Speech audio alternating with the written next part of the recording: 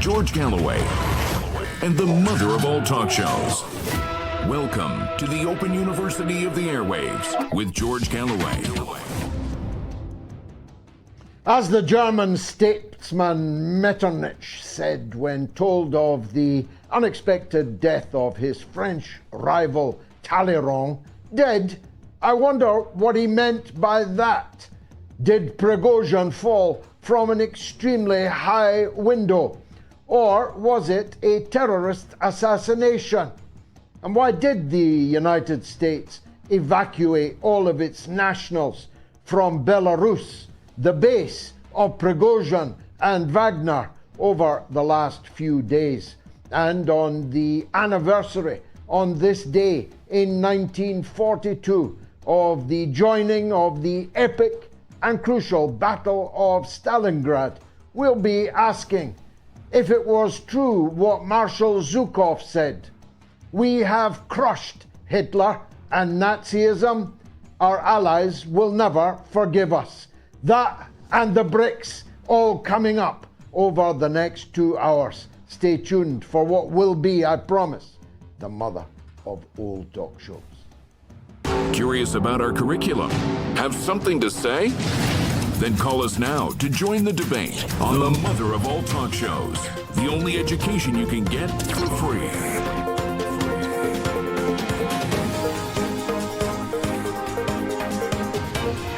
George Galloway, the mother of all talk shows.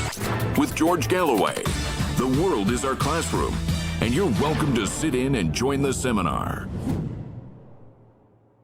What Metternich meant, of course, was that no one as cunning and mysterious and genius like Talleyrand could possibly have died without it having any deeper meaning.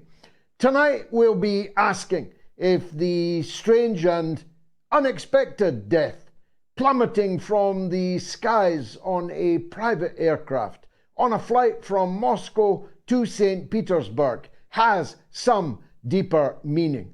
Of course, a great deal of speculation will center around the famous statement by President Putin in 2018 that he could forgive most anything except betrayal. We can recall the statement by the same President Putin that those who led just 2 months ago the so-called March on Moscow had done an act of treason and that they would be dealt with. Of course, many will imagine that this all proves the long hand of President Putin. But you'll not be surprised, perhaps, to learn that in this case, at least, I don't think so. For a start, it blows a hole in Russia's opportunity to gain from the turmoil in Niger, where I assume the last video appearance of Prigozhin was filmed. The Wagner Group is very important, not just in Niger, but in Burkina Faso and also in Mali. It is also fighting ISIS and Al-Qaeda terrorists in other parts of Africa. Now, they may continue to do that without their head, but the plane that blew up over Moscow today also had his deputy, Utkin, in the plane beside him. So Wagner just lost their leader and their deputy leader, and blowing away perhaps the possibility of a decisive role in a big crisis in Africa, where US and French imperialism was seeking to reverse the coup in Niger. The second reason why I don't think so is the BRICS. This is a gathering of immense importance to Russia in Africa, in South Africa.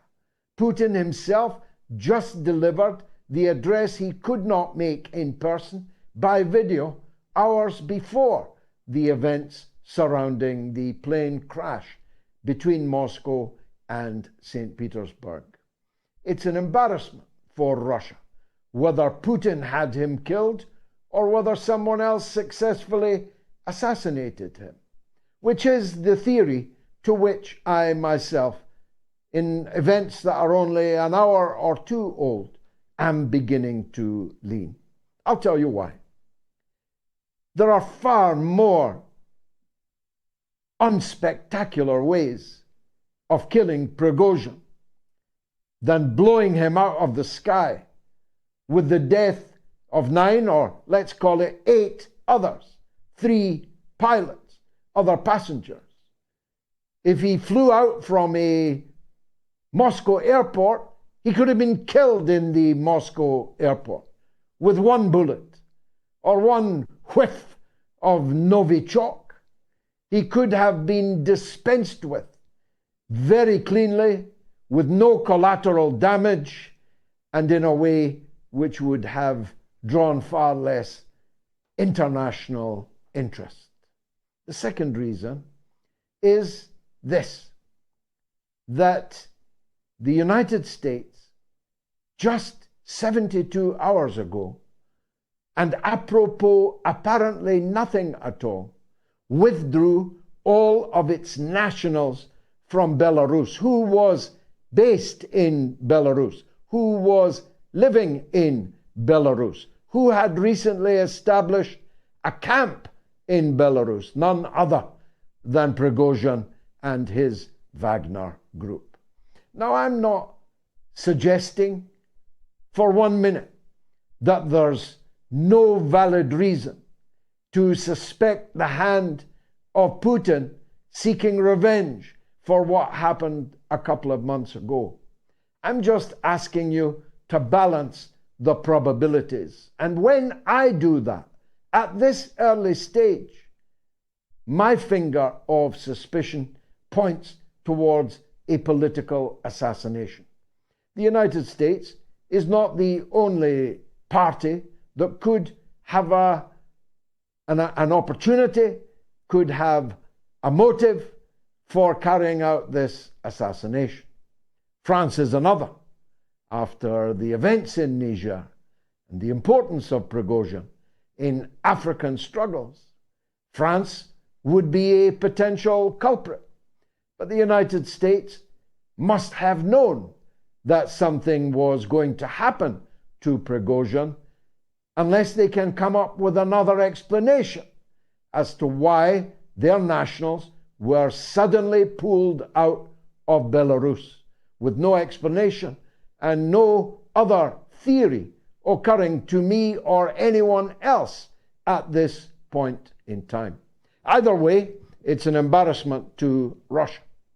If someone can get explosives, a bomb, onto a plane at a Moscow airport and kill not just the leader and the deputy leader of the Wagner private military company, that is a black eye, to say the least, for Russia. If Russia themselves killed Prigozhin, well, no doubt it will have a chilling effect on anyone else who, in the middle of a war, decides to lead a mutiny against the government in Moscow. But as I say, there were easier ways and better times to have carried out that revenge. If I remember correctly, the events in Salisbury, the Skripal affair, occurred at an equally odd time for a Russian leader to carry out an act that could only bring opprobrium on himself and on his country. So a pattern may very well be developing here. As the story develops, tonight and again on Sunday, I'm sure, we will keep you abreast of it and invite calls and guests with different perspectives on those events. But I want to turn to the epic battle, which was joined on this day in 1942, the Battle of Stalingrad. I do so because many younger viewers know little of its importance. little of its epic scale. It was the biggest battle in all human history, and it had the most important outcome in all human history. Because the Red Army victory at Stalingrad quickly followed by the decisive victory of the Red Army and its T-34 tank divisions of the Nazi forces at Kursk, marked the turn in the Second World War that led very quickly thereafter to the crushing of Hitler in his lair and the defeat of Hitler fascism amidst the ruins of Berlin. Kursk, incidentally, was won exactly 80 years ago this day, an auspicious anniversary for both of those reasons. But the defeat of Hitler fascism, overwhelmingly as a result of the heroism and professionalism and the leadership of the Red Army, was something that the West never forgave. As the victor of the battle for Berlin, Marshal Zhukov predicted so presciently at that time, "We have destroyed Hitler and Nazism. Our allies will never forgive us." How significant a prediction that turned out to be. Because although the Red Army broke the siege of Stalingrad and decisively crushed von Paulus and the beasts of fascism that had besieged the city and caused such slaughter, the truth is, Russia has been besieged ever since. It was besieged immediately that the victory was won in Berlin. The Iron Curtain was not erected by the Russians, it was erected by those who actually had a plan to turn the Nazi divisions around and lead them into a war against the then Soviet Union. And the author of that plan was the British Prime Minister Winston Churchill. The Cold War was begun not by Russia, but by the West. NATO was formed not as a response to the creation of the Warsaw Pact, but 4 years before the creation of the Warsaw Pact. The fact that I'm having to spell out these once upon a time ABCs to any audience, even this one, is a sign of the extent to which the history of the Second World War and its aftermath have been so utterly distorted that 70% of French people believe that it was the United States that won the Second World War. 70% of French, the most politically advanced population in Europe, think that it was the GIs that defeated Hitler and liberated Germany from fascist tyranny. The siege of Russia was made possible by the, now in retrospect, foolhardiness of Stalin in not destroying the German state when he was able to do so. I mentioned Metternich earlier. Bismarck united all of the principalities of Germany and created a mighty military power out of it, which danced in the streets of Paris on 2 occasions subsequently. Germany invaded and conquered France 3 times in 70 years. The case for returning Germany to a balkanized set of principalities was no doubt made in the Kremlin, but not agreed upon. They settled instead for a line east of which, when Russia agreed to abandon that line, NATO would never advance, according to the promises of George Bush I and all of the presidents and secretaries of state, until Bill Clinton began the super expansion of NATO during his presidency. But it would not have been possible if the German state had been broken up, as it is now clear it should have been. And now Russia again has panzers on its territory, not all that far from Kursk. Why do I dwell on this? Not just because it's an important history lesson, but because I'm thinking that no such moderation, no such reasonableness will ever again win the day in arguments in the Kremlin.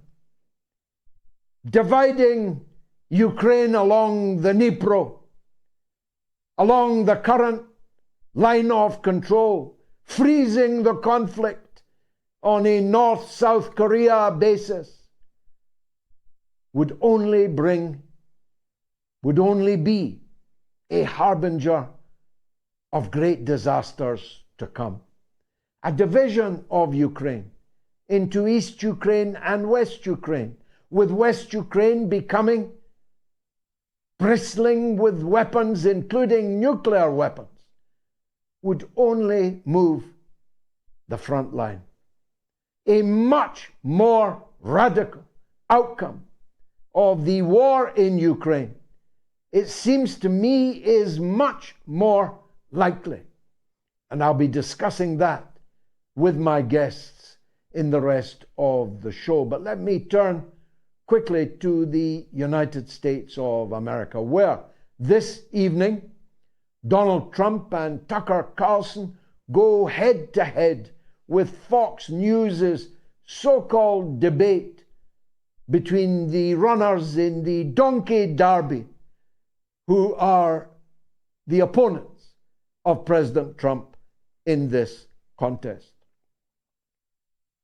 I'm sure, as you are, that Tucker and Trump will win the day, the ratings war. In fact, it will be no contest by an entire furlong.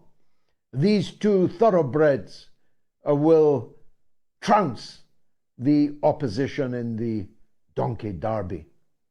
But that's not my point.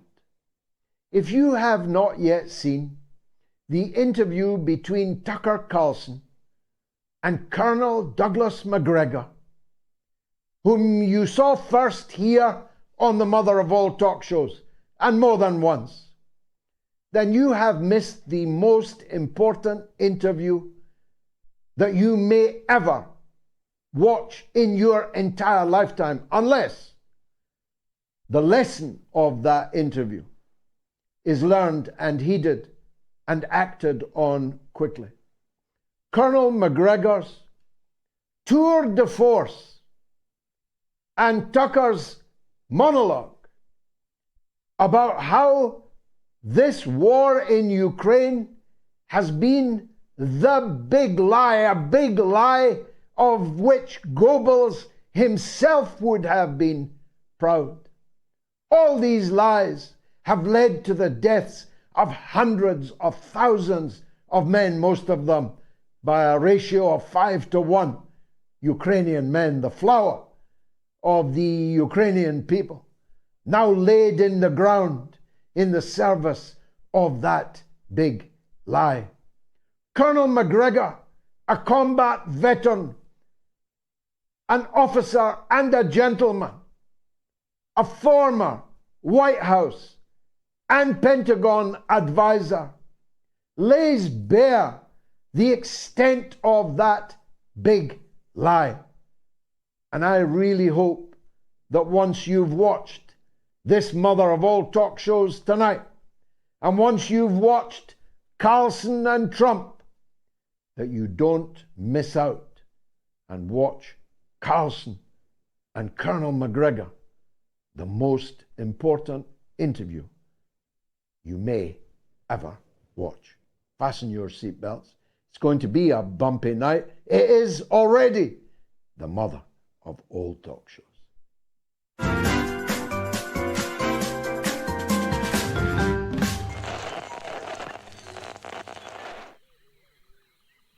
The airwaves.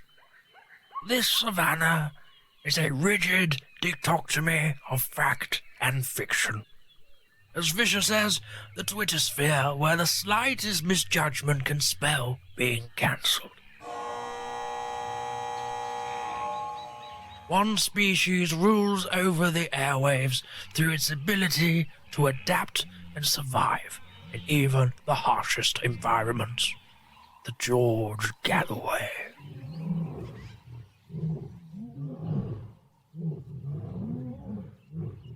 The top cat in these parts, it is mostly active on Sunday evenings in Britain and mid-afternoon in the United States.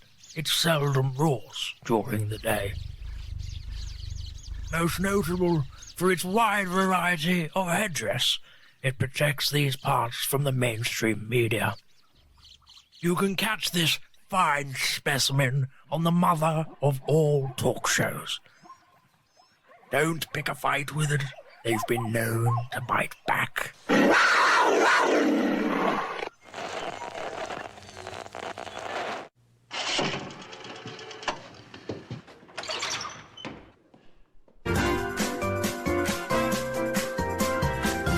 You are listening to the mother of all talk shows with George Galloway.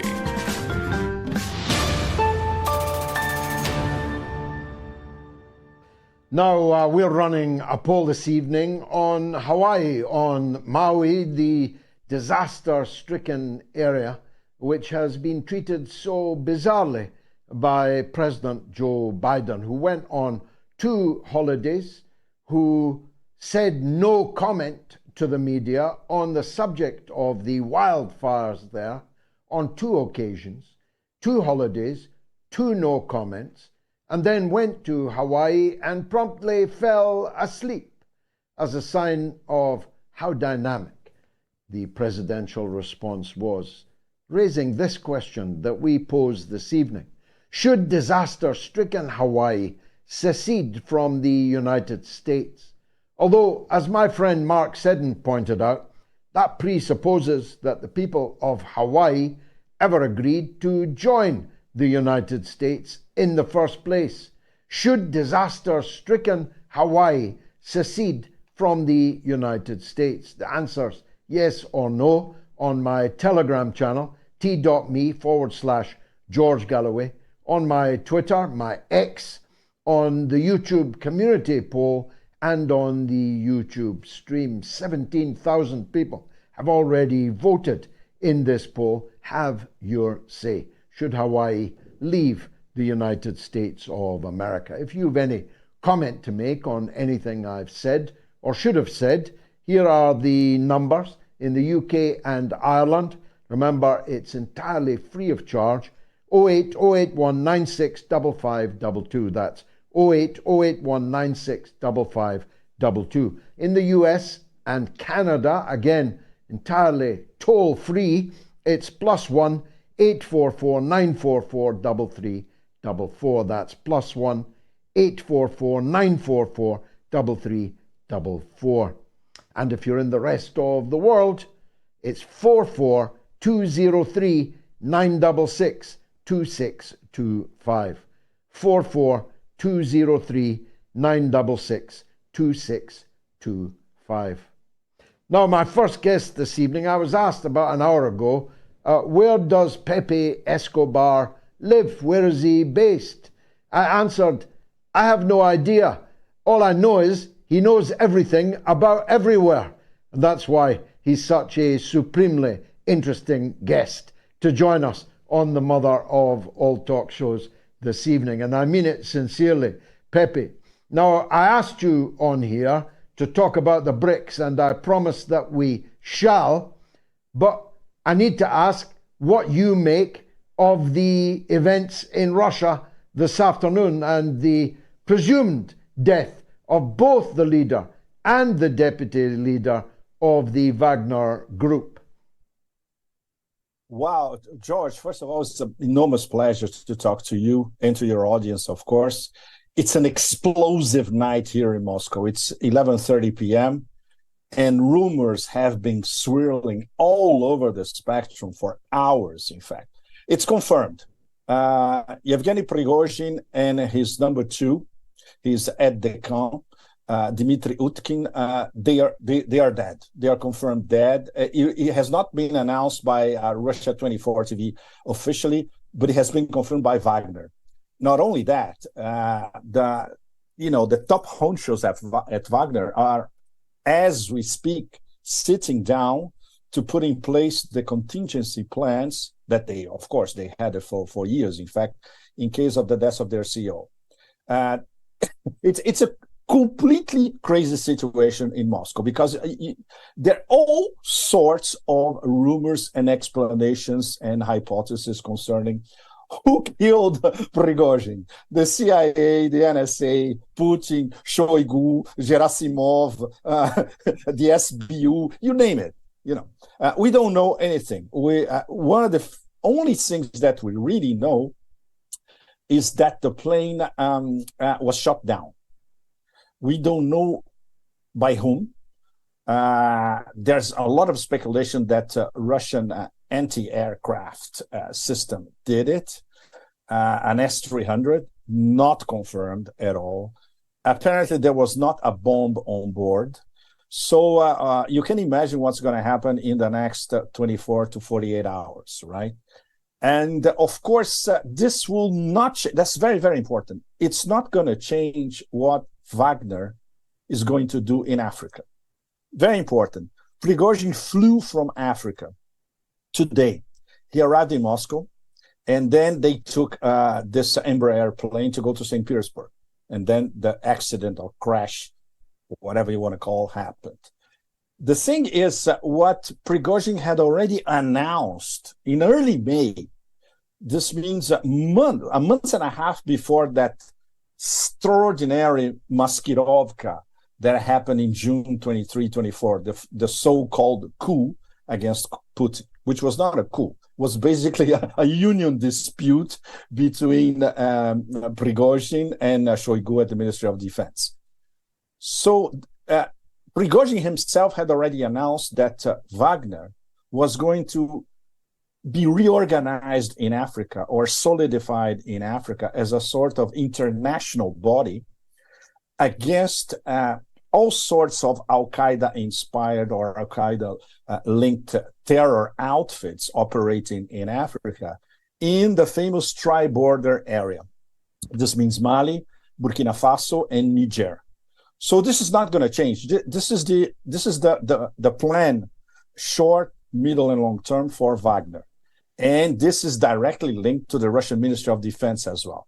So what's already happening, which is extraordinary, tonight, in fact, a lot of Wagner fighters who were in Belarus are flying back to Russia, and they're going to be directly incorporated into the Ministry of Defense. So whatever happened to Prigozhin, we can say one thing. The Prigozhin chapter, which is a sort of 10 Netflix series in one, especially these past few months, is over. But Wagner, incorporated in the Ministry of Defense and acting as a very, very strong force in the Sahel, in Africa, it's a given. What happened to Prigozhin, we'll only know in the next, I would say, days, not hours. It's very, very complicated. And considering that, I'll give an example. There are two Telegram channels that are linked to Wagner that they are saying that the plane was shot down by a missile operated by the Russian Ministry of Defense. This is an extremely serious allegation with no proof of course. It could have been a rogue operation, of course. It could have been something that rogue operators linked to the Ministry of Defense managed to get away with it because they had support from above. And considering that the feud between Prigozhin and Shoigu was something really, really hardcore, which is something that was confirmed personally to me by a Donbass commander who turned politician here in Moscow and said, yes, it's personal. Between Prigozhin and Shoigu, it's personal. So this whole story was basically a clash of egos. And now it's more or less resolved, at least for the moment. Can the orchestra, though, play as well without its conductor and his deputy? Are these musicians capable of operating under new management? And what's the argument for having such a mercenary force? In any case, I, from the beginning, have said that it's an extremely unhealthy growth on the Russian body politic, that the state has to have a monopoly of that level of force, drawing my inspiration from Machiavelli's same conclusions. Shouldn't they just forget about Wagner now and everyone join the army?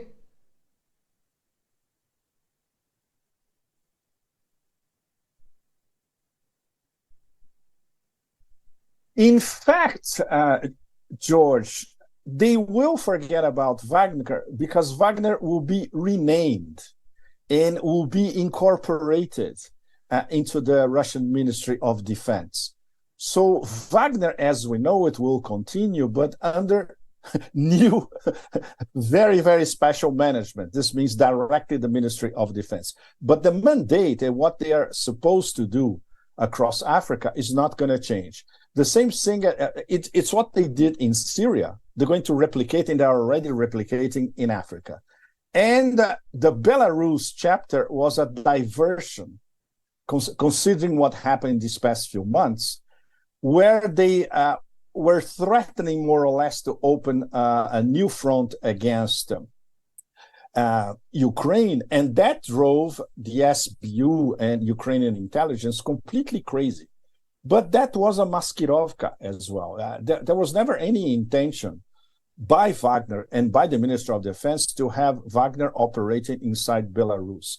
The focus is Africa. And now after what happened, what is still happening in Niger, which is the culmination of a long process of revolt against France Afrique, the French system in West Africa, and all shapes and forms of French neo-colonialism, the Russians have a great opportunity to have a sort of anti-terror and anti-foreign interference outfit operating from Western Africa all the way to Eastern Africa sooner or later, across the Sahel. Let's say a belt from Mali all the way to Eritrea, for instance, against, of course, the usual suspects and French influence.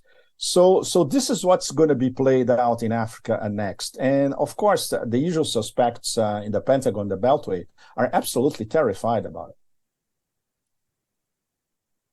Now, I made the point earlier that one of the reasons why this would be an odd day for Putin to decide to kill Prigozhin was that this was a red letter day for BRICS, which is, of course, built upon, in part, Russia's prestige, strength, and advancing economy, and so on.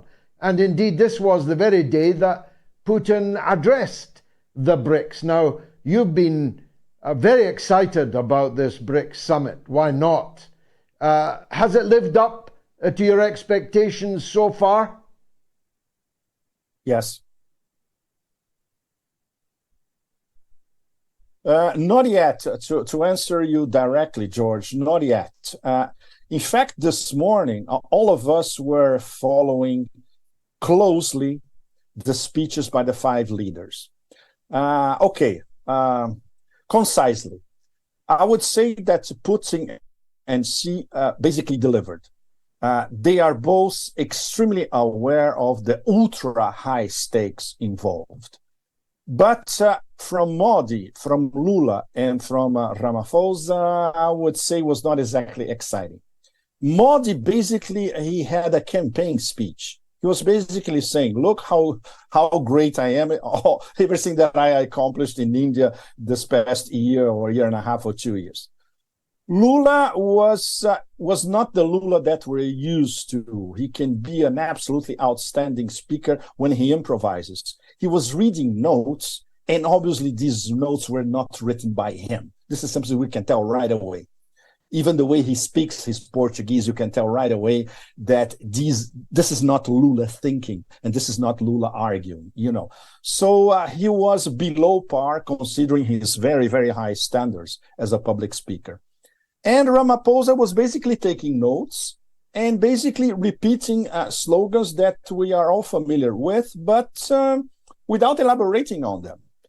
Praising his colleagues for some of the things they said, of course, but they had already discussed that among themselves. So they knew exactly if they were in sync, and they are in sync about most of it, in terms of BRICS as a sort of new G7 or the real G20 from now on, or even an alternative United Nations, or the most important multilateral organization at the moment to organize the inclusion of the global south in international relations, the reach towards Africa, which is very, very important. The Chinese have been saying that for years, in fact. And it's no wonder that Xi Jinping tomorrow is going to have a meeting, only China and 40 or 50 heads of states from all over Africa, and also from the G77, which is the new non-aligned movement, which, by the way, George, the G77 is now G134. There are 134 developing nations on this group, on this non-aligned group, which is basically the cream of the crop of the global south. And they're all interested in BRICS, and they're all interested in discussing with BRICS, and they're all interested to have some of their members as part of BRICS. Which brings us to who is going to be part of BRICS Plus, which is something that they said, the South Africans said today, it's going to be announced tomorrow. There are 2 conflicting versions coming from the South Africans themselves. They're going to announce tomorrow the procedures for the new members of BRICS Plus, and there's another interpretation that they already have a list.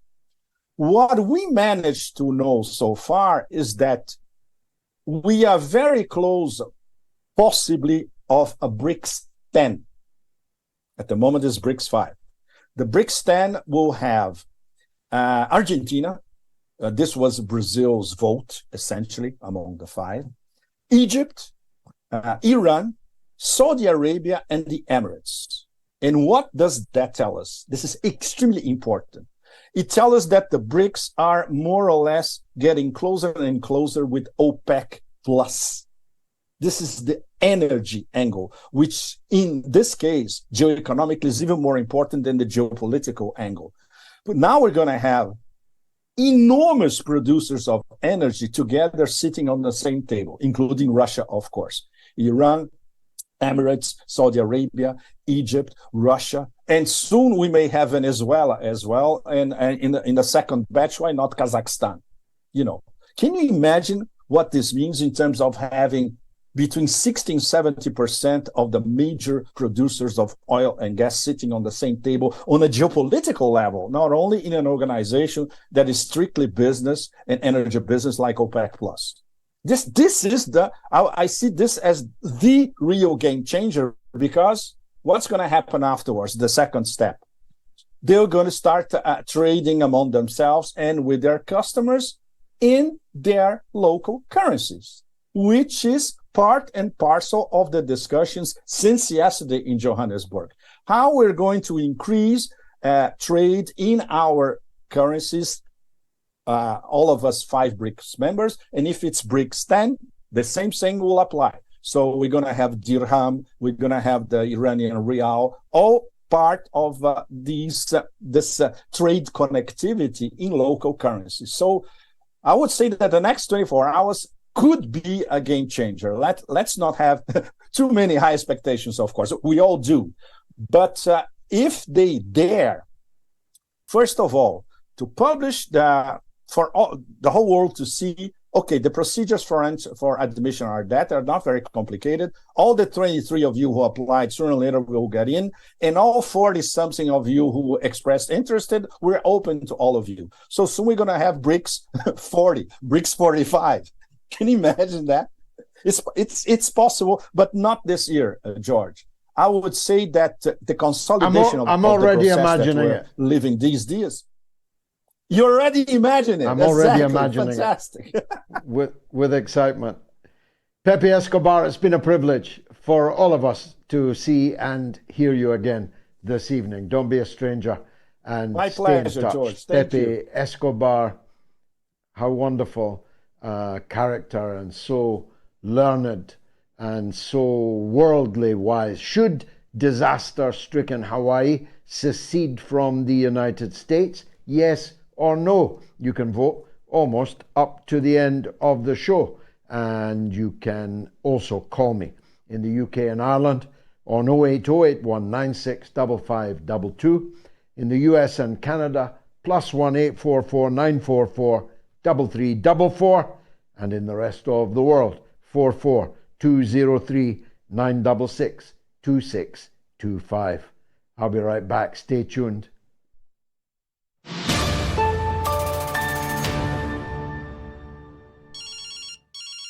Let's hear from Mehdi. Go ahead, sir. Hello, George. Thank you very much for taking my call. This is such an honor because one thing I want to tell you is in 2003, I thought that you, I'll say it, I thought you were a prattling liberal idiot.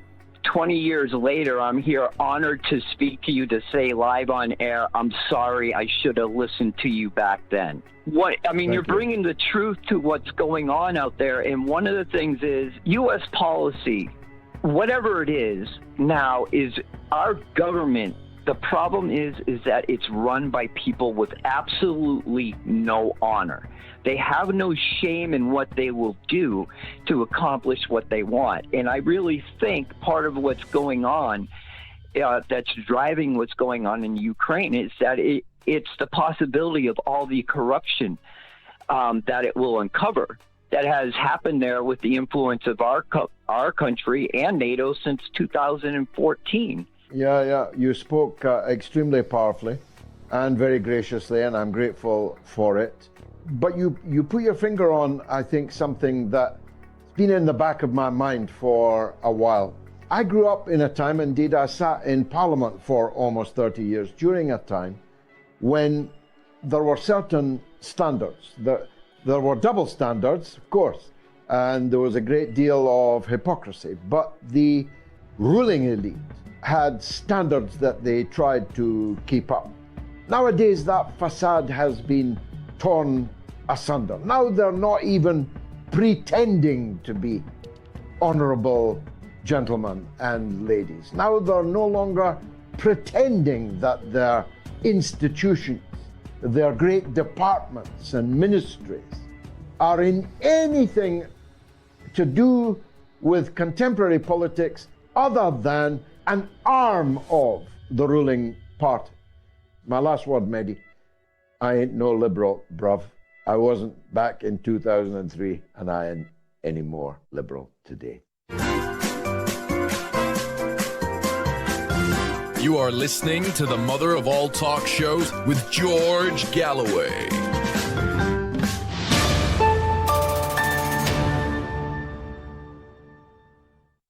Well, it's been quite the show. An unexpected turn of events this afternoon. The death, the killing, I think we can say, of Prigozhin and his deputy on board their private jet flying from Moscow to St. Petersburg.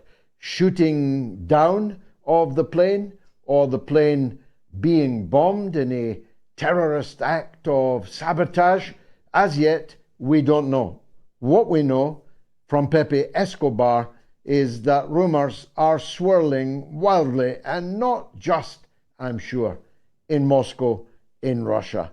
Now, we talked to Pepe about the BRICS that's taking place in South Africa, and very informative, as we expected him to be. But let's hear from my good friend and former colleague Ahmed Kaballo and Clinton Nzala to get an African perspective on what's happening down in South Africa. Gentlemen, very good to see you. I don't know if you heard Pepe's, well, I was going to say excited, but maybe a bit less excited than he had previously been about the BRICS meetings so far. What's your own perspective on it?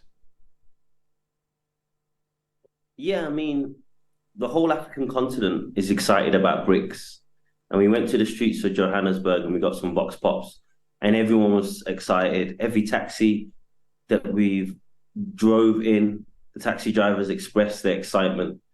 However, going to the event today and yesterday, the excitement has kind of died down a little bit, because although BRICS is definitely needed and it's definitely the future, because of the actions of the South African president, Cyril Ramaphosa, to not allow Putin, to disinvite Putin from attending in person, I think it's put a bit of a downer on the whole event. Today, kind of Putin, it seemed like he took a bit of a shot at Ramaphosa. He said that, you know, Russia will be hosting the next BRICS and Russia will make sure that it's independent and not, you know, subject to external pressures. I'm not sure if he worded it exactly like that, but that was the gist. And it definitely felt like a dig. Then Ramaphosa said something back, mentioned the war in Ukraine, and then said something like, as you said that you want this to end, you know, the you said part of it felt a bit targeted and telling in the tone. And then we have President Modi, who seems to want to have one foot in the West's camp and one foot in BRICS's camp. You know, in his speech today, I think he mentioned the G20 in positive terms and then mentioned BRICS. And it's like, why are you mentioning G20 at a BRICS summit? I'm sure none of the G20 members are mentioning BRICS when they meet. So yeah, you know, there was positive comments from President Lula. The Chinese are obviously always reserved in their assessments, and Putin was, you know, no holds back bars, and was denouncing the West for, you know, causing global insecurity through its sanction regime, through its wars, through its regime change program. But I just feel like there's two members, South Africa and India, that might potentially be letting the slide down. Is that how you saw it, Clinton? It certainly seemed also to be the view of Pepe Escobar. Is that how you two saw it? I definitely agree. I think the best I can say, it has been lukewarm. Like a lot of people expected decisive statements, decisive postures from the leaders of the BRICS nations involved. Then I think for the past couple of months or weeks leading to the BRICS summit, I think President Ramaphosa has failed to show a backbone.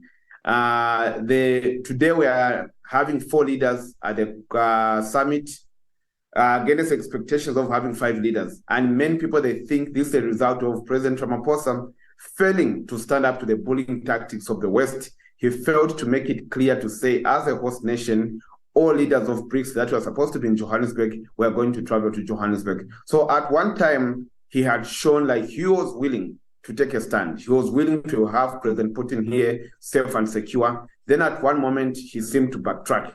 So all this kind of affected, I think it has affected the mood of the summit. A lot of people, you know, BRICS is seen as an alternative. It's supposed to be a group of people who cannot be swayed around. by some Western bullying or whatever, but it's President Ramaphosa has failed to show that. So generally, the whole conference is very lukewarm. And like Ahmed pointed out to say, I was shocked when we had Prime Minister Modi talking about how India is going to help the African Union to get a seat in the G20. Like at the BRICS summit, why are you going to be talking about the G20? It's like totally unrelated. And I think that the reason why we've got groupings like BRICS is because of members of the Global South seeing that groups like G20 were not giving them the voice that they wanted. At the best, those were reduced to just talk shops. And if they are ever invited, sometimes they do send out token invitations to certain countries from the Global South. But we know to say those countries there are not taken seriously. They are just treated like bridesmaids or escorting some people to their marital bliss. So I think that then organizations like BRICS, at least they gave the Global South a voice. And it's a reason why right now, a lot of countries from the Global South have shown interest to join BRICS because they think that it's a platform where their aspirations and their developmental agendas, their political agendas are going to be heard. They are going to have a voice. And like places like where I've said G20, which are merely beauty pageants that only help to maybe to try to sell capitalism to the Global South. Ahmed, I'm so old, I knew a different Cyril Ramaphosa and a different ANC for that matter. But whenever I make that point, people refer me to a book called The Economic Hitman. And they imply that the economic hitmen have got to Cyril and to the ANC, and that they're not actually free agents to be what perhaps they would like to be, certainly what they would once have liked to be. Is that just a cop-out, or is there anything in that?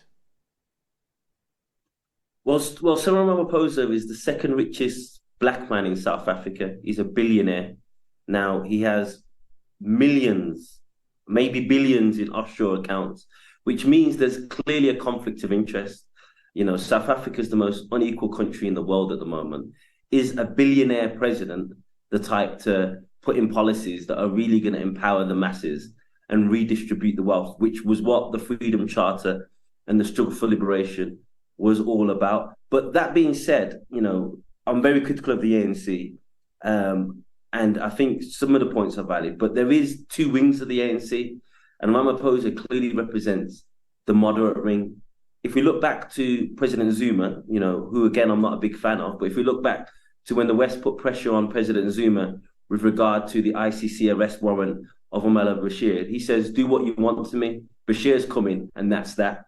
Now, you know me, you know my family, we oppose the Bashir regime, but we think it's a principled position because the ICC, I think it was nicknamed by the Gaddafi, the International Caucasian Court, because it only goes after African leaders. It really loses all credibility when you look at the people that it goes after. So I'm not one of these Sudanese people that believes Bashir should be in the ICC, not because he's not a war criminal, because I just don't believe in the institution. I believe that, you know, if you're going to try someone in a court that has no legitimacy on the continent, it doesn't mean anything. It just looks like a Western instrument to go after African leaders. But yeah, I mean, when we spoke to taxi drivers, this is the best way to get the feel of what people are saying on the ground. All of the taxi drivers feel that Ramaphosa has basically lost his backbone. And it's not just that he disinvited Putin. If we think back, he did much worse than that. He made up this fake quote that there's no way the Russians ever said about, if you dare arrest Putin, it will be a declaration of war. Now, because it was such a provocative thing to misquote an ally about, the Russians had to come back and say, we never said that. But it does go without saying that if you were to arrest any head of state, it would be a declaration of war. So I think it wasn't just, disinviting him. I think it was the comments afterwards that showed that he's not a reliable partner and maybe not, you know, the one that should be leading the African charge in the BRICS. Clinton, what significance for Africa do you see in the death of Prigozhin and his deputy in the plane crash in Moscow, outside Moscow today.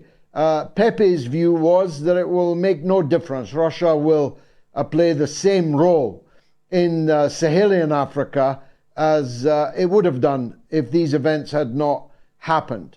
Do you have any views on that, any apprehensions about that?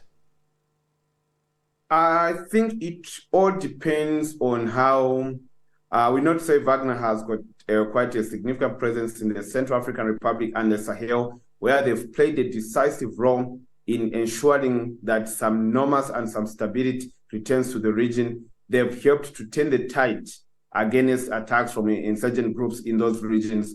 So, but after I don't know if I would call it an insurrection that we saw a few months ago, I think there were some configurations that were done regarding how the Wagner group operates in those regions. So I think due to those configurations, yes, of course, the impact is going to be there, but I feel to say it will be minimal. It will not be one that would disrupt the ongoing operations that Wagner has in the region, or maybe even, I don't think it will affect the security arrangements that are going there. It's a sad thing whenever someone dies, and actually it's very sad, but I think that the operations will continue in their current form. Ahmed, last word to you, and changing the subject necessarily short of time.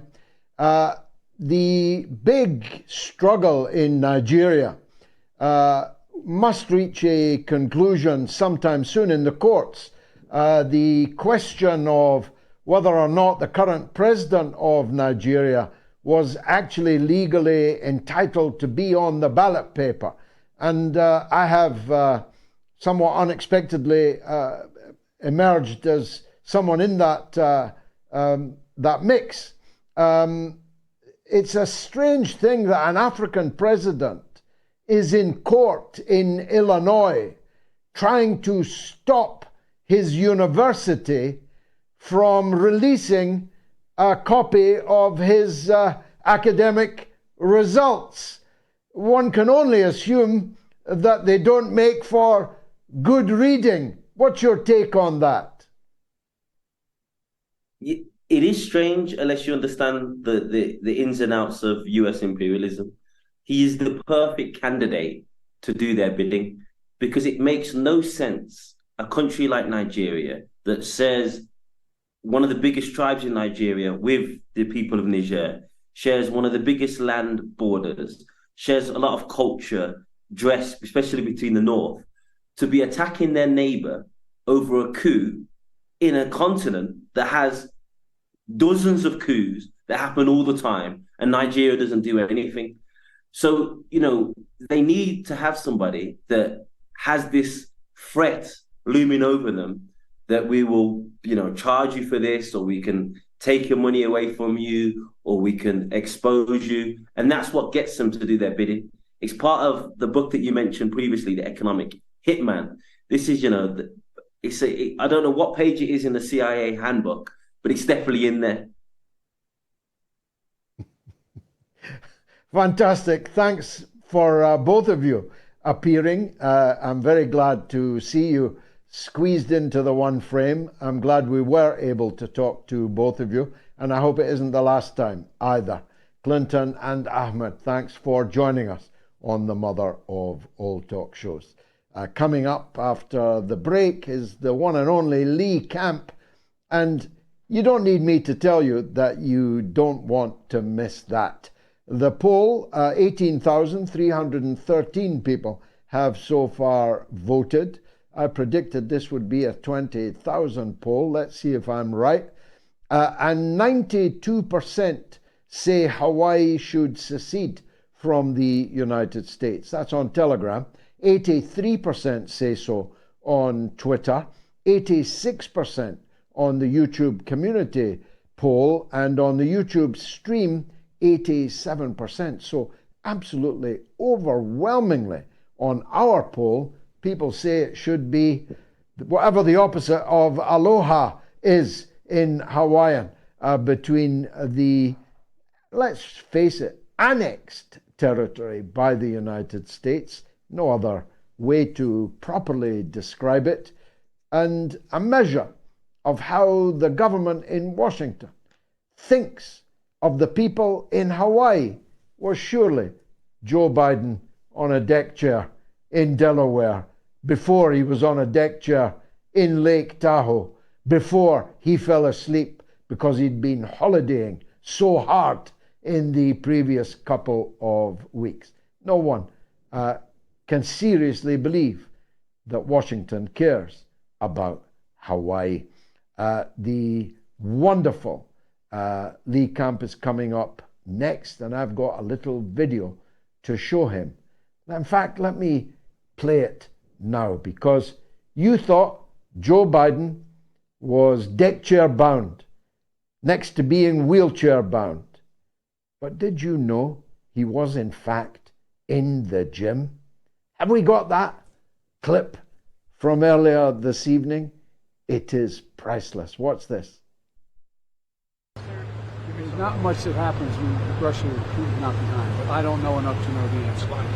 I've been working out for the last hour and a half. Will you watch the debates later? I'm going to try to see if we get it. There you go.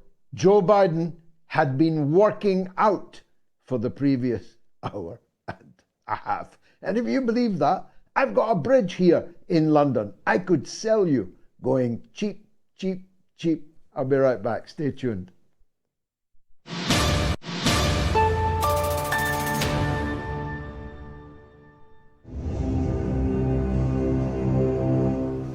You don't get to call me far right. You don't get to call me that on my own show. A lifelong socialist, the leader of a socialist party, the Workers' Party of Britain, with an Indonesian wife, with 5 mixed-race children, with a record of fighting racism all of my life, representing more people of colour in the British Parliament than anyone in history by a country mile. You don't get to call me far right.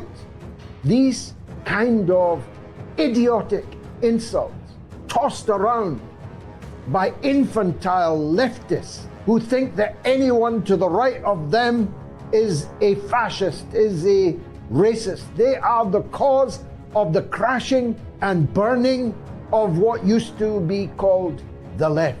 They are the cause of it. They have discredited leftism with their foolish, idiotic isms and ists and smears that emanate from them like a bad smell.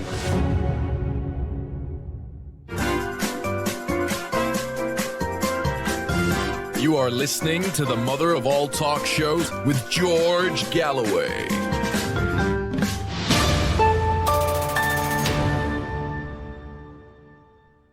Now, the last time I saw Lee Camp was in a temple of indeterminate religious ordination, but we had a great time together in Beijing, and he appeared on our now famous MOATS from Beijing, you may recall.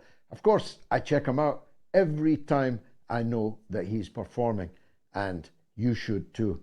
He's not just funny, he's not just a satirist of the highest rank, he's politically switched on too. Lee Camp, welcome back to the mother of all talk shows. On that point, you being Good to see you. A satirist, you'll soon be out of work because, I mean, real life could not be more satirically funny.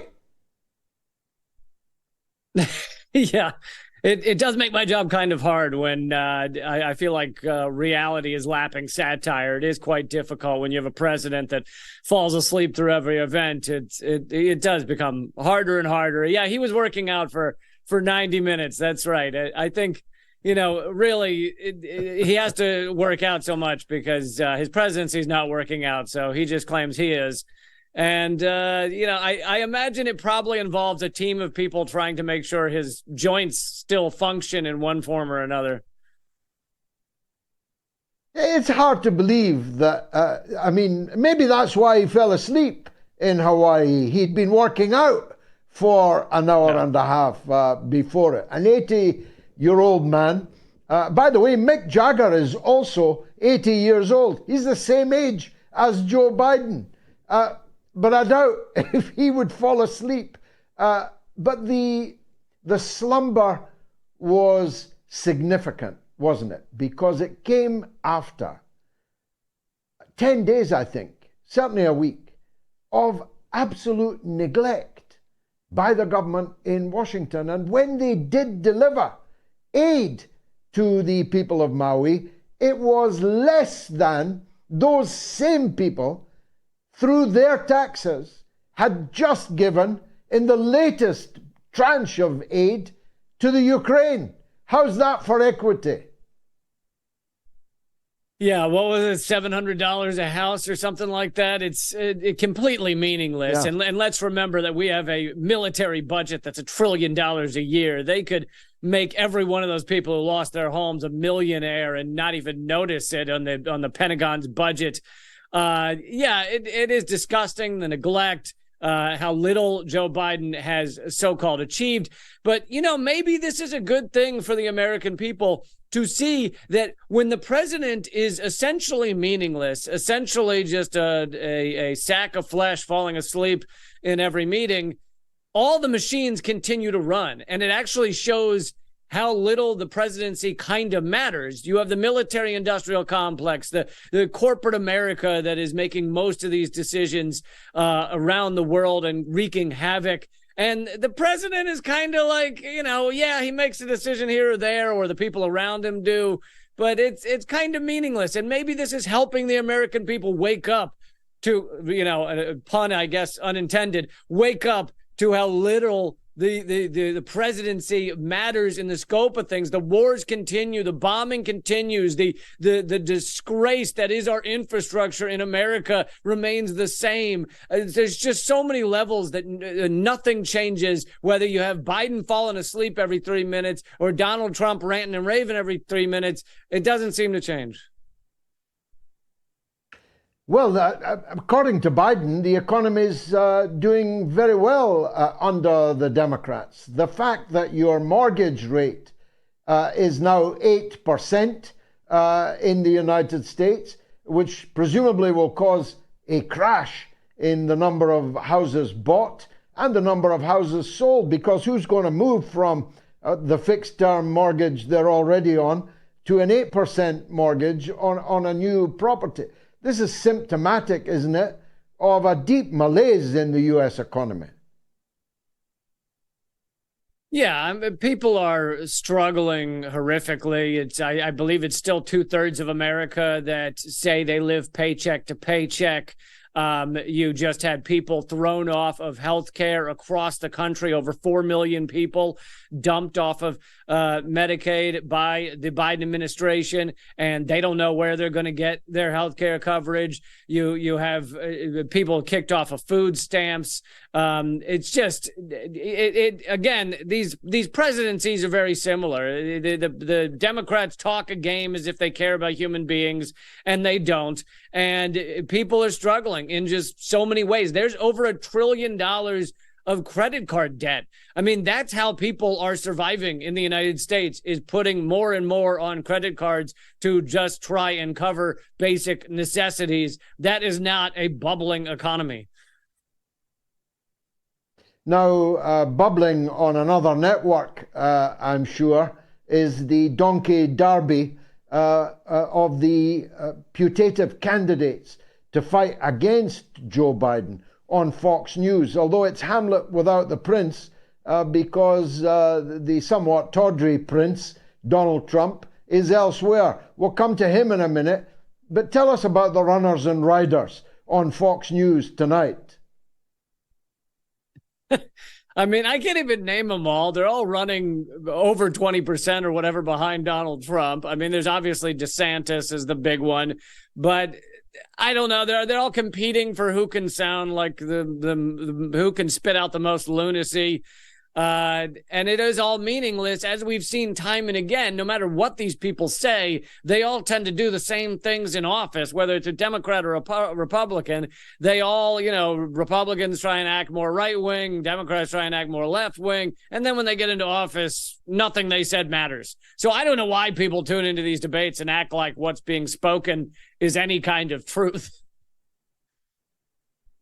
Although one of them is really two men in disguise, isn't he? That fellow Chris Christie. I'm sure he's two men in the same suit. He very well is he might the fattest be. man ever to run for office?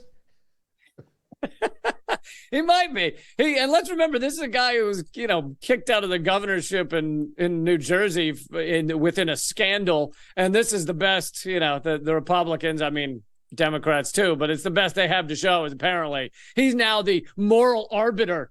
That's how far we've sunk. The guy who left his governorship under massive scandal is now the moral arbiter of the Republican Party. Let's turn then to the prince. He made a big choice not to join the debates. He's so far ahead. You could see why he took that decision. And Tucker Carlson's definitely determined to get his own back on Fox News. So their event is clashing directly with the Fox News debate. First of all, who'll win the ratings war on that one? And what are you expecting from Carlson and Trump? Yeah, I bet you Trump probably wins the rating war. I mean, I don't walking around. I live in Baltimore now. Walking around, I don't know if anybody even knows there's a Republican debate happening. I don't know if people are, is anyone really tuning into this clown show? But I'm sure Trump will win that ratings war. And, I think we all kind of know what he's going to say. He did nothing wrong. He's the best president to ever live. He had a perfect phone call, all that stuff. I mean, it's funny because you have an incredibly corrupt con man going up against the portion of the ruling elite that desperately want to stop him from winning the presidency again. And they're all, of course, corrupt and in bed with the most horrific corporations in the world. And so you have the corrupt versus the corrupt. And, these latest charges, I guess, are some of the most significant, but maybe we'll get into that. Yeah, I mean, he's going to be arrested in Georgia tomorrow. What for? Yeah, it seems like the main charges are that they basically, he and his group put together a competing list of electors to claim that in certain states, including Georgia, he had won the state, and then send those electors to Congress to put them forward as the actual people that would vote for the president, which, to me, this is one of the key things that, well, first of all, I'll say this. Is it a crime? I'd say likely it is. It probably absolutely is. He's corrupt. He did everything he could to try and maintain his position as president. But he's going against other corrupt people who are equally corrupt in different ways. But I'll say this, that one of the things that is essentially not mentioned at all in this entire scandal, this whole idea of him putting together competing electors, is the whole elector system. The electoral college is absolutely and horrifically undemocratic. These are people, the whole idea of the Electoral College was put forward initially in the United States in case the American people had the nerve to vote for someone that the ruling elite did not want. So basically you have this Electoral College, which is the final say in whether the American people got it right. And the Electoral College has put our president into office many times against the popular vote, or at least a few times. So it's a completely undemocratic system that Trump was trying to rig for himself. But of course, that aspect of it, how horrifically undemocratic this is, not mentioned really on your mainstream media. No, and just like the investigation into the Bidens. I mean, I keep reading in the small subsection of media that I inhabit, I keep reading that actually they're discovering more and more information about the Bidens, the Biden crime family, including this, to my astonishment. Apparently, Joe Biden, the Vice President of the United States, was sending emails to his son and his son's business associates under false names, under pseudonyms. I mean, we know about Hillary and her emails and all this, but if the American people knew all this, surely there wouldn't even be a contest over whether Biden gets reelected or not. Yeah, I think his pseudonyms were Sleeping Beauty and the Crypt Keeper were some of the names that he was using on email. No, but people should know that he was keeping contact about these dealings with his son. His son, obviously, on the board of that oil company in Ukraine, getting paid, millions of dollars and setting up meetings. We now know they had at least one meeting with one of the heads of this oil company in Washington, D.C. that Biden was a part of. And another part of this story is that you see our mainstream media. I mean, the main people reporting on this are the kind of right-wing outlets, but you see all of the kind of liberal outlets like New York Times, Washington Post, etc., running in circles to try and justify the fact that they've gone years denying this story, denying the laptop was real, denying that Biden had anything to do with this Ukraine oil company, even though he said publicly, of course, that he got the prosecutor fired who was looking into this company in Ukraine. So it is amazing to see these so-called, established legacy media outlets, the gymnastics they're doing right now to try and make it seem like they haven't been running interference for the president of the United States this entire time. I mean, these are garbage outlets, and it's really showing right now. Tell us about your next tour, Lee. It's a great title, Not Enough Friends to Bury a Body. Who is that doesn't have enough friends to bury a body? That'd be me. But I'm doing a live, 2 live Zoom comedy shows. So anybody in the world can buy tickets. They're only $5, and it's at the top of my Twitter feed at Lee Camp. First time I've ever done this full new Zoom comedy show hour. And I'm doing one of the shows at a time that's good for London folks as well, because I didn't want you guys to be left out because of time zones. So September 2nd and 13th, and I really hope people check it out. I think it'll be a lot of fun. Keep a ticket for me, Lee. I'll definitely be in your audience. A pleasure, as always, remaking our acquaintance. Lee Camp, satirist and comedian of the first order. Get your tickets for his Zoom Comedy Club. That's a new one. And worth it. It's only $5. Should disaster-stricken Hawaii secede from the United States? Well, now 18,655 of you have spoken, and still it is overwhelmingly the opinion, at least of our audience, that Hawaii would be better off on its own. Here are the phone numbers. UK and Ireland, 08081 965522. That's 08081 965522. You call us right now.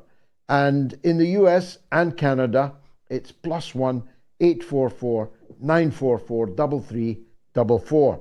That's +1 844 944 3344. And in the rest of the world, 44 203 966 2625. I'll be right back at your calls all the way to the end.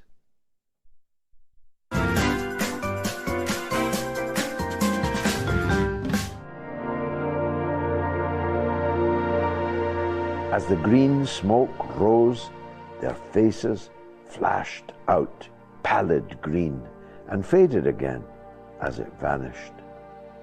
Then slowly the hissing passed into a humming, into a long, loud droning noise. Suddenly, a humped shape rose out of the pit, and the ghost of a beam of light seemed to flicker out after it.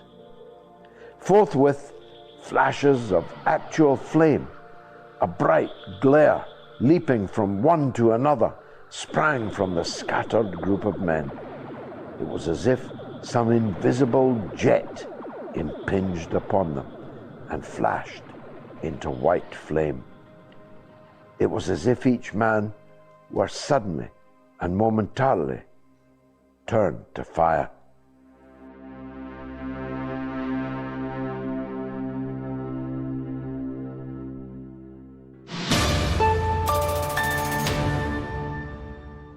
That was me reading H.G. Wells' War of the Worlds. I was just trying to think, does anybody know what H.G. stood for? Give me your answers on social media. H.G. Wells' War of the Worlds, read by me on my Patreon. And I really want to ask you to support me on Patreon. It's patreon.com/George Galloway. It will cost you less than the price of a cup of tea in an insalubrious cafe, and I really need your support. Some top comments from my loyal patrons now. Armayas A. Abebi, not a supporter of breaking up nations. If we go down this path, we'll end up with 1,000 nations. We must exhaust all the options available to fix the system for better governance. That refers, of course, to our poll, Hawaii. Jalal Sinjar says no person is under any obligation to be loyal to a government that offers them nothing in return. And Gildra says there are a lot of suspicious circumstances surrounding the fire. Indeed, there are, as there was in Tenerife, as there was in Canada. There's a lot of arson out there. Makes you wonder, doesn't it? Paul MacDonald, another of my generous patrons, says the whole world should leave the United States to its pitiful demise. Great show as always, GG. Thank you, Paul, for everything. Ben, who's a MOATS graduate, it's one of the strata that we have, says billions of dollars to Ukraine and thousands of dollars to Hawaii. I beg to differ only in this respect, Ben. It was $700 per household to the people of Hawaii. Thomas Sullivan says, who's the better chef, Obama's or Putin's? A very good question. So, line one, David is in England, in Swindon, on Wagner. Go ahead, David. No, I spoke to your colleague there. I had two topics. I'd rather talk about Hawaii. If that's okay, go on. Right. Talking about University of Airways, I've been listening to you I've spoken to you for the last couple of years, and I've done some education this afternoon for myself. I looked at Hawaii and I looked at the history. And what I'm going to talk about at the end, it will come to a tin of pineapple. Okay? For your people. Okay. In 1890, there was a king in Hawaii. Yeah. He died. Yeah, I knew that. And the Queen took over in about 1896. Queen Lilibeth or something like that. Yeah. Right. The American, sounds familiar. Yeah. The American and English businessmen didn't like it because she was going to give the vote to the Hawaiian people. I've read all this online. Okay. They didn't like it. So what they did, this American and English businessmen, they got the Marines to invade and they held the Queen at gunpoint. Yeah. And she stepped aside.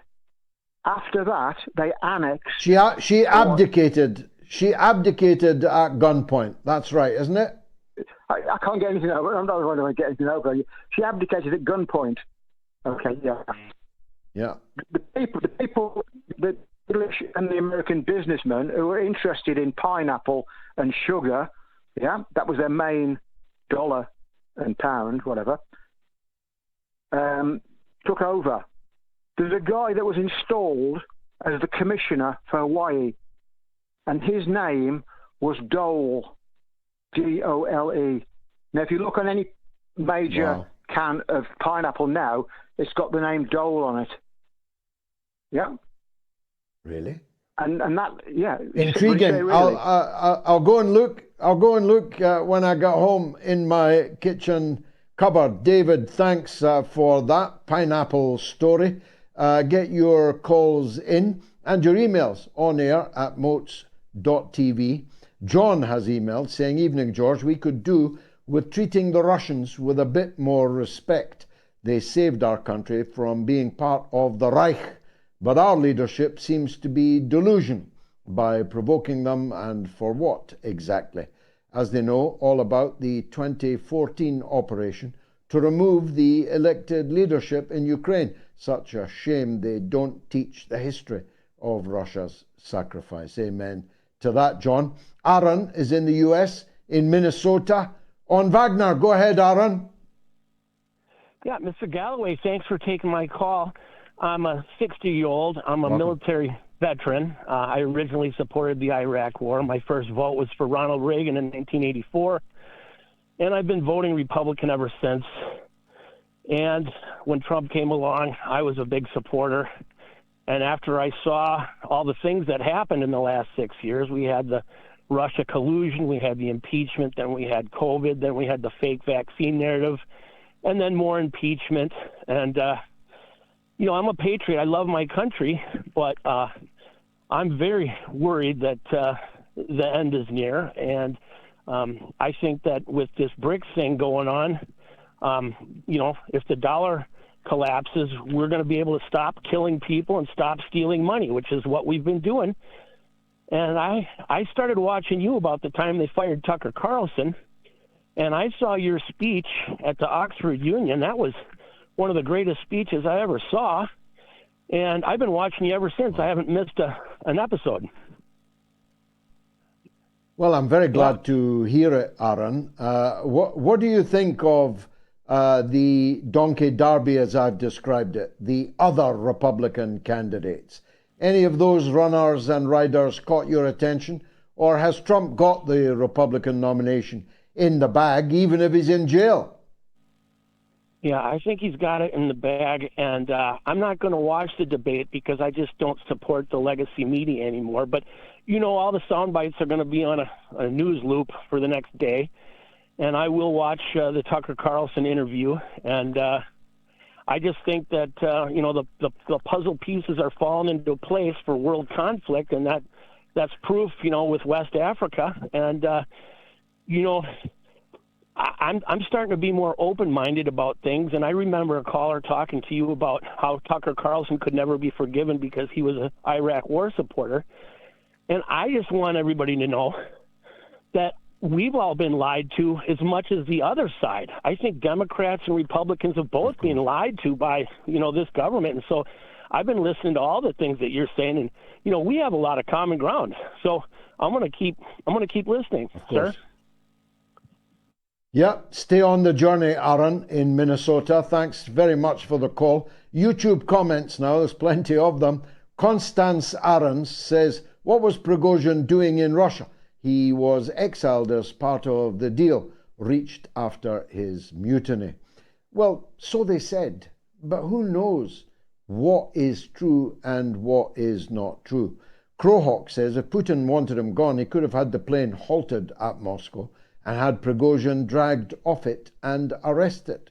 And Crowhawk goes on to say, "I feel sorry for the pilots and crew who were just going to work and doing their job." Back to the phone lines, London, and Eric on Trump. Not Eric Trump, but Eric on Trump. Go ahead, Eric.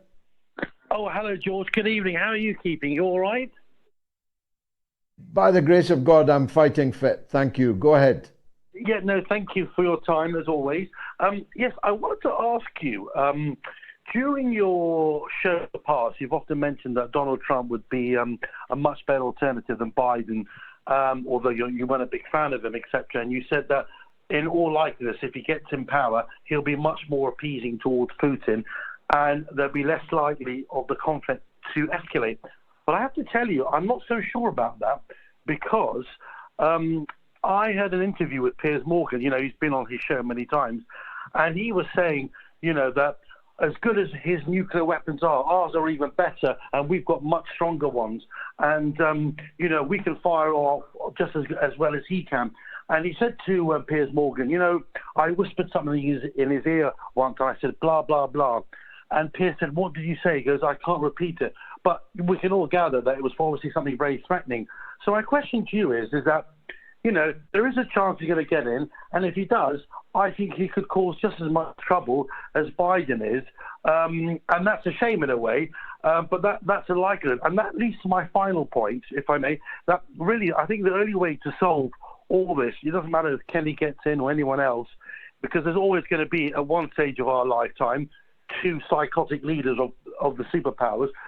Why hasn't anyone in your show or yourself mentioned anything about nuclear disarmament or CND? Surely the only way to save humanity is by total nuclear disarmament. And I just wanted to see what you thought about that. Yeah, well, of course, but how are you going to get that? Does CND even still exist? This would have been its moment if it existed. They could have been leafleting outside every cinema showing Oppenheimer this weekend. But of course, they don't have enough people to fill a telephone box. It is the worst example I know of, although the Stop the War Coalition runs it close, of an organization that for its sectarian and internal political reasons has thrown away its brand, has deliberately embarked upon a course of actions which have steadily reduced its effectiveness in the case of CND to the point almost of literal invisibility. If I tell you, I'm not giving away any secrets, I've told you before, the leader of CND refused to come on this show to advertise a CND event because of my stand on Brexit. Now, she's still the leader of CND. In Stop the War, I have not appeared on a Stop the War platform for an entire decade. Not to worry, no to NATO, no to war. Its rival organization attracts exponentially larger numbers of people than they do. So like CND, the Stop the War Coalition has willfully destroyed itself by the pursuit of a tiny, narrow, sectarian way of operating, a modus operandi. They cannot help themselves, these people. These members of leftist groupuscles have it in their DNA that they cannot get along with anybody who isn't exactly like them. And as the number of people who are exactly like them is mercifully tiny, they end up in tiny organizations. So, of course, I'm in favor of the destruction of nuclear weapons. But how are you going to get that? It's a totally utopian slogan to advance at this point in time. I'm just trying to stop the weapons from being used at this point. And Joe Biden is infinitely, almost, more likely to drag us into a nuclear confrontation with Russia than Donald Trump is. The way you put it was not the way I put it. I never said I'd be delighted to see Donald Trump back in the White House. I did say I'd be delighted to see Joe Biden booted out of it. I would prefer him to be booted out of it by Robert Kennedy. But anybody will do. Vote anybody but Biden. ABB is my policy, because my evaluation is that Joe Biden is the most dangerous man in the world. And he's senile. He wasn't working out for an hour and a half this evening. He was getting some kind of transfusion to keep him at least a half alive. And that makes him a very dangerous person indeed. Barbara is in Hawaii, so we must hear from her. Barbara, welcome to the show. Oh, hi. Sorry, I was just talking to my granddaughter in case I got a little forgetful. Yes, I'm here in Hawaii, and we support Hawaiian independence, even though we're not native Hawaiians. We support them. And it was Queen Lily Kalani, and yes, it is Dole Pineapple. And in fact, it was corporate interests that brought in the government. I think under McKinley, we have a high school named after. In fact, my granddaughter's boyfriend went to McKinley. They're both in college now. But yes, it was overthrown. And the things in Maui are very sketchy. There are local videos and stuff, and they're on YouTube and other places where they're showing police that kept, and people testify, police kept people on Front Street, the main street in Lahaina, from moving while the fire was coming down the street and burning up their homes. And there seems to be clear effort on the part of corporations to buy those homes when people are in distress and have nothing to fall back on for nothing, so that they can develop them like they've done, with Waikiki here on Oahu, where I live. The couple other things I want to say is I'm 72. I have end stage ovarian cancer. But in 2008, I got more people registered to vote Democrat. I was an Obama delegate, precinct chair. I didn't vote. I voted for Jill Stein in 2012. I always voted Green before that, and I really thought he was different because he had one stand on Palestine that he never kept. And I felt so sold out. I lost $164,000 in my IRA and had to go on Medicaid and Medicare to survive because Obama gave that away. And the same thing with Bernie. I gave him $1,000 out of my pittance that I was getting from Social Security that Biden has tried to destroy since he began. And I worked my ass off on phone banks for both of them, and I feel like I got sold out by both. The only person I really trust is Cornel West. I hope that the Green Party gets a showing. And the other one thing I want to say, if I can make a wish, my wish is that Julian Assange get out of prison before I die. That's all. And I really hope that's a very watching you, and I wish I could support you. You say that's all, Barbara, but it was enormously plentiful.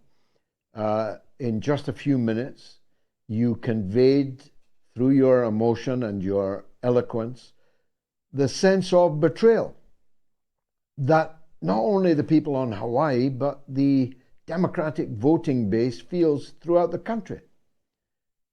He was a fraud, Barack Obama.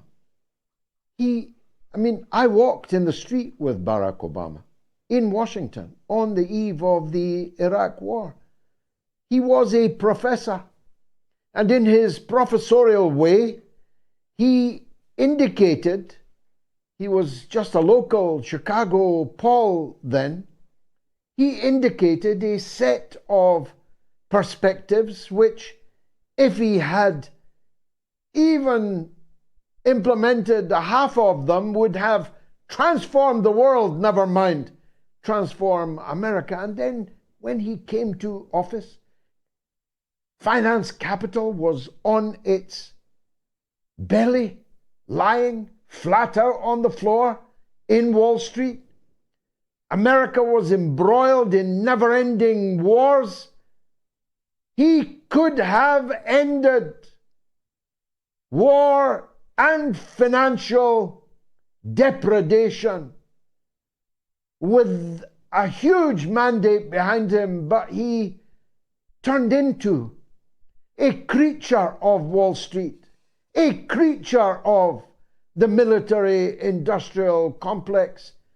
And all the while he did it, looking good in a tan-colored suit and crooning Sam Cooke. It was all a lie. And now that the Democrats have turned into a man who goes to Hawaii and compares a kitchen fire in his house in which he worried that he was going to lose his pretty little green Corvette in the garage and his cat, and he belatedly threw in his wife. He didn't lose any of them. He wasn't a part of an inferno. He had a chip pan fire that the fire brigade accused him of embellishing for political purposes. Joe Biden cannot speak without lying. He has been lying all of his life.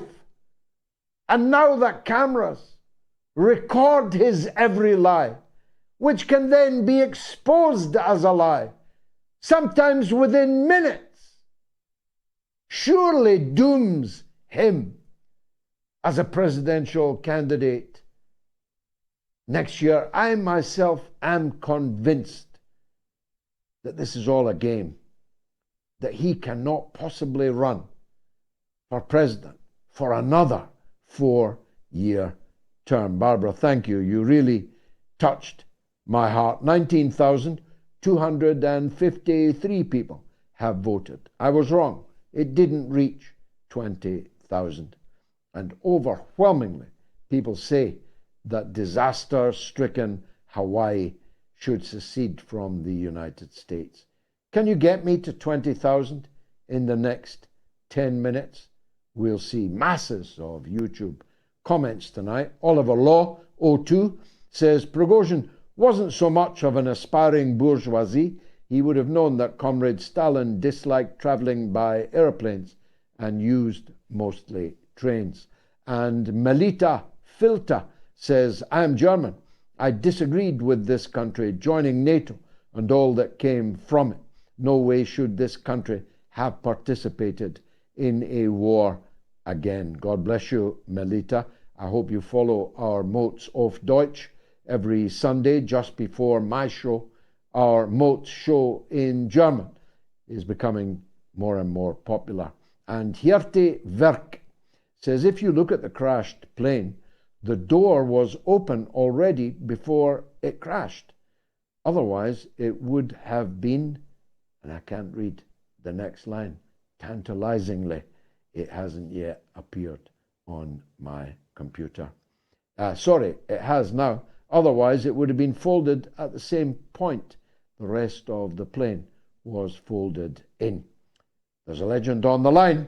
It's our professor from Florida. Simon in Florida is here to talk about Pakistan.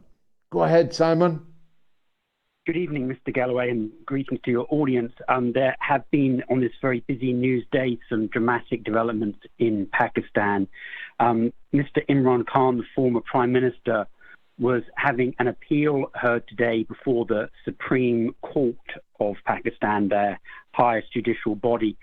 And whilst the judges seem to express some interest in the shortcomings of his previous trial, they decided to adjourn the hearing and allow the Islamabad High Court to hold its own separate hearing tomorrow, after which there will then be an additional Supreme Court hearing. Though it was very interesting that when the representatives for the government said that everything was being done by the book, one of the Supreme Court justices observed that Mr. Khan hadn't been presented before the court in his own appeal hearing. Now, the government, or rather the ministers of the previous government, have reacted very strongly to this, saying that it shows a clear bias towards the legal circumstances of Mr. Khan. But obviously one would expect them to say that because they are indeed most desperate that he is not released from prison on bail, pending the final outcome of his appeal hearings, which would be regularly considered. So to that end, and this is quite extraordinary, a judge has agreed from the anti-terrorism court that despite the fact that Mr. Khan is already serving an existing 3-year prison sentence, that he may be arrested and transported by the police force in Lahore that has a joint task force investigating allegations of terrorism relating to Mr. Khan from what is so-called the Sarwar incident. So it would appear that even if he were to be released by the Islamabad High Court, or indeed subsequently by the Supreme Court of Pakistan, that he will already be under detention with another judge's order in another location relating to yet another of the over 150 cases against him. So it doesn't appear that he'll be seeing his freedom soon. That indeed was only signed today. And at the same time, you'll recall when I last spoke to you on your audience, we were talking about the constitutional crisis that had come about in relation to the president of Pakistan claiming that he had not signed the new version of the Army Act and the Official Secrets Act. Well, just today, he's put out another public letter, quite extraordinary once again, stating that under Article 48 of the Pakistan Constitution, it is within his power to determine the date of the next general election within 90 days. And in no uncertain terms, he invited the head of the Pakistan Election Commission to attend his offices tomorrow in order that they could set a date certain, bearing in mind that representatives of that same organization just yesterday had indicated in the Pakistani media that not only were the elections going to be delayed until February of next year, but now they thought that May, an additional 3 months delay, was more likely. Extraordinary. I'm all for exploring all of these legal avenues, and heaven knows Pakistan has a labyrinth of legal avenues. I'm all for it. But in the end, I think this million-man march that the supporters of Imran Khan are busily organizing will have much more effect than multiple arrests and appeals against arrests and charges and appeals against those charges. Pakistan is expert at this labyrinthian, Byzantine system of courts, and there's plenty of courts in Pakistan, but not much in the way of justice. Thank you, Simon. In Florida, as always. Phil is in England, in Manchester, on Wagner. Go ahead, Phil. Hello, George. Thanks for taking the call. Welcome. Before, I'd just like to say, I give up listening to the BBC and the rest of them a long time ago. What I do, I get my news at 9 o'clock on Wednesday, and I get it at 7 o'clock on Sunday. That's all I watch now. I'm a musician. I've been a musician all my life. And you've covered all the stories tonight, you and your guests, like quite brilliantly, and like mostly answered some of the questions. And I'm looking at all these tragedies, awful tragedies, and the way these people are answering to them. To me, it seems like Monty Python's dustbin. I just cannot take them seriously at all. And I feel that my intelligence is being insulted by the stories, what they're coming up with. What do you think, George? Well, yeah, I mean, you laugh or you cry. Some of it is comic opera. There's no doubt about that. Drama is never ending. I sometimes have the feeling that the world is cascading out of control, that the people who seek to direct events maybe have lost control of them. I have not set my hat against the possibility that the Russians themselves, somebody in the organizations, even someone in the Kremlin, even Putin himself. I'm not setting my hat against that possibility.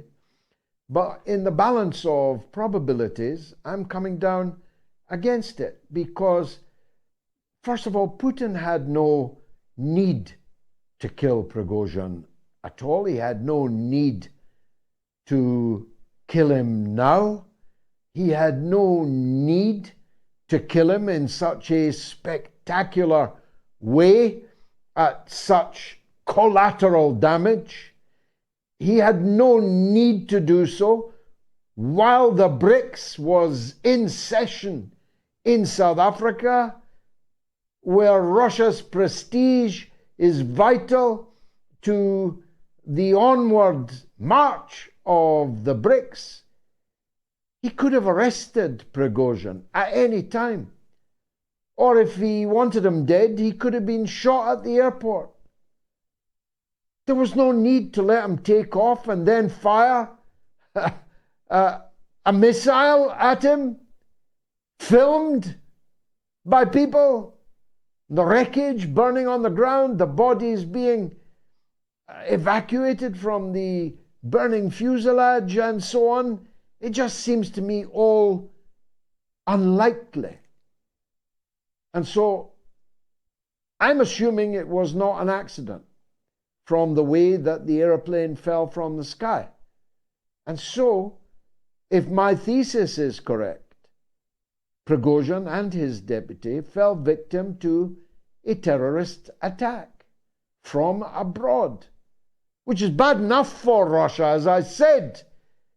If abroad can blow up two such important people on an airplane that takes off from your capital, that's very, very bad news for Russia, even if they were not involved in the killing of Prigozhin.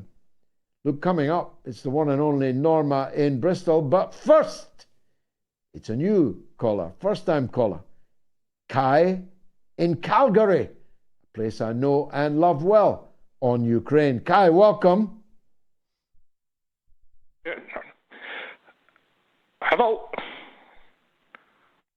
Yes, you're on the air. Go ahead. Okay. Yeah, I think the deep state did killing two birds with one stone. They went after Russia, and the German economic force is now wiped out. But the real reason, I think, with the substitute, that China's policy, one road, one belt, is wiped out with the Ukraine now. Well, it's not wiped out, but of course, China did not want Ukraine as an enemy. Nobody should have wanted Ukraine as an enemy. It could have been pulled in the direction of the BRICS, for example, and would have been a huge addition to it. If the government that was overthrown in 2014 had still been in power, they would have been in South Africa today as candidate members of the BRICS. That's why they overthrew them, so they could pull the Ukraine with its industrialized sector and its very rich agriculture and its very strategic south coast and the great city of Odessa, the great portal to the world represented by that part of Ukraine. So that's why they did it, Kai. I agree totally to you. What my point is, if America tried to shut down Chinese one belt, one road somewhere else, it'd be too obvious. Doing it this way, it looks different. That's not their goal. Yeah, great point. Give my love to Calgary. I've had many very, very happy days and nights there. Okay, look, the poll results are in. We didn't reach 20,000, so I have lost my wager, 19,431, and it is overwhelmingly the case that people believe Hawaii should leave the United States. Look, take a look at these mugshots released by the Fulton County Sheriff's Office in the last few minutes. Take a look. There's quite a few famous people there, including the former mayor of New York City, Rudy Giuliani. I don't know if they're all under arrest or wanted. I just thought it was quite a distinguished wanted poster. Now, I should have cleared the line already, because the legend, who's been poorly, is back. It's Norma in Bristol. Norma, a giant sigh of relief around the world from the audience that you're well enough to talk. How are you feeling? Oh, I'm a lot better, George, but I haven't heard all your program tonight because my husband has been taken into hospital about an hour ago, so it's all been very traumatic. Oh, gosh. Yeah, I know. I'm very sorry but to hear that. So am I at the moment. I really am.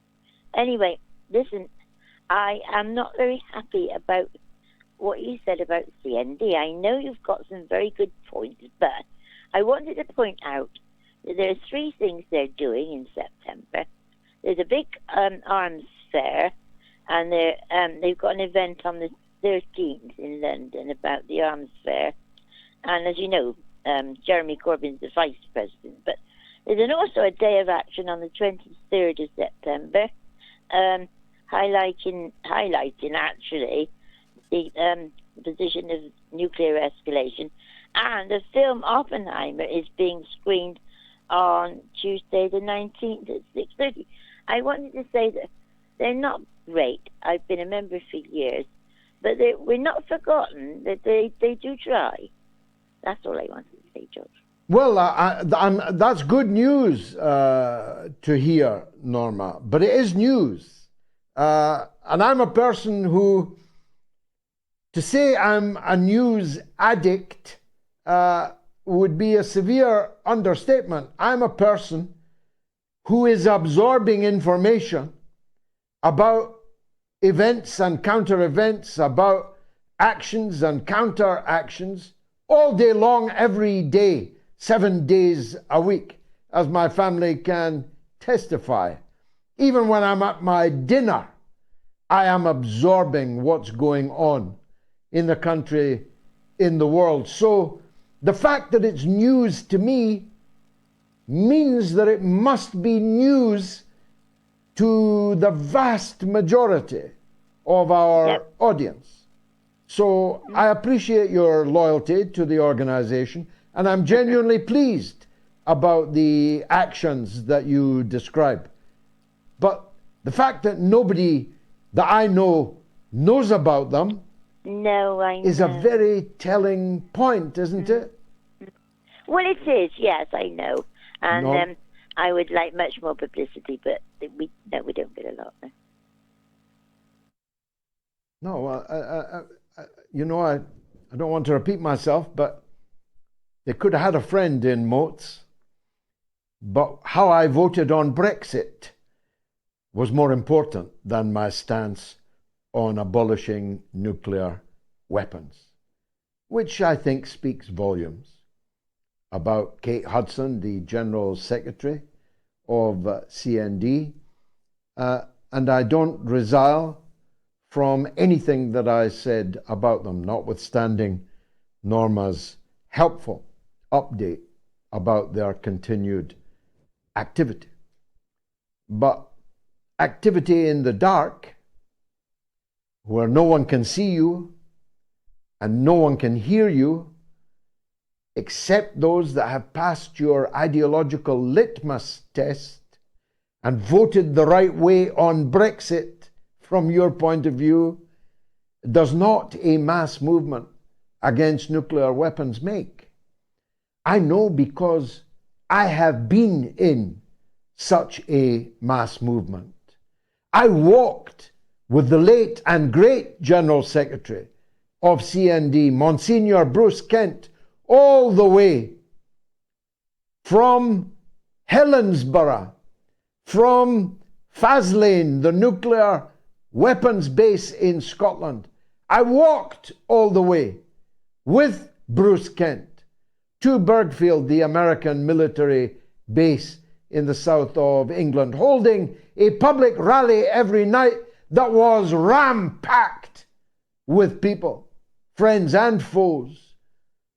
Julian Lewis, Sir Julian Lewis, then a foot soldier for the nuclear weapons camp, dogged us every step of the way and heckled us at every public meeting. I was on the mass demonstrations of hundreds of thousands of people organized by CND in the early 1980s against the sighting of cruise and Pershing missiles in Britain and throughout Europe. But now they won't even come on my show in which they can tell you what they're doing next week and the week after that, because I voted for Brexit.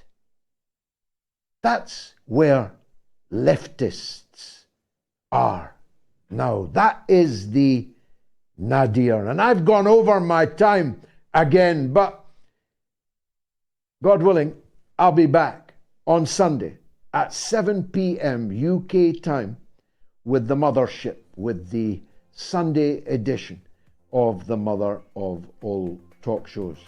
By then, things might be clearer in who killed Prigozhin, whose death today provoked the Metternich question.